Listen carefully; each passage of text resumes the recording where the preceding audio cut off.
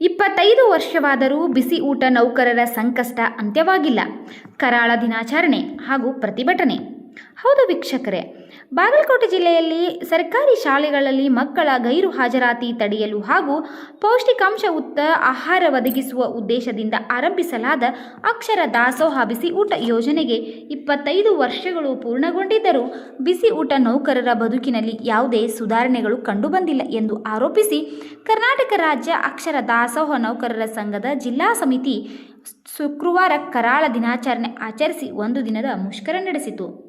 ನವನಗರದ ಜಿಲ್ಲಾ ಆಡಳಿತ ಭವನದ ಎದುರುಗಡೆ ಪ್ರತಿಭಟನೆ ನಡೆಸಿದ ನೌಕರರು ಜಿಲ್ಲಾಧಿಕಾರಿಗಳ ಮೂಲಕ ಮುಖ್ಯಮಂತ್ರಿಗಳಿಗೆ ಮನವಿ ಸಲ್ಲಿಸಿದರು.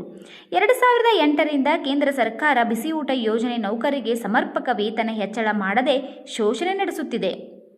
ಜೊತೆಗೆ ಖಾಸಗಿ ಸಂಸ್ಥೆಗಳಿಗೆ ಬಿಸಿ ಊಟ ಯೋಜನೆಯನ್ನು ಹಸ್ತಾಂತರಿಸುವ ಮೂಲಕ ಯೋಜನೆಯನ್ನು ದುರ್ಬಲಗೊಳಿಸಲಾಗುತ್ತಿದೆ ಎಂದು ಆರೋಪಿಸಿದರು.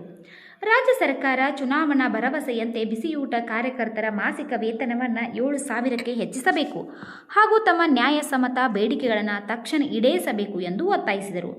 6 ಗಂಟೆಗಳ ಕೆಲಸದ ಅವಧಿಯ ಕುರಿತು ಅಧಿಕೃತ ಆದೇಶ ಹೊರಡಿಸುವುದು, ಎಲ್ಲರಿಗೂ ಆರೋಗ್ಯ ವಿಮೆ ಜಾರಿಗೊಳಿಸುವುದು, ಮುಖ್ಯ ಅಡುಗೆ ನೌಕರರಿಂದ ಪಿಡಿಒಗೆ ವರ್ಗಾಯಿಸಿರುವ ಜಂಟಿ ಖಾತೆ ಜವಾಬ್ದಾರಿಯನ್ನು ಹಿಂದಿನಂತೆ ಮರುಸ್ಥಾಪಿಸಬೇಕು.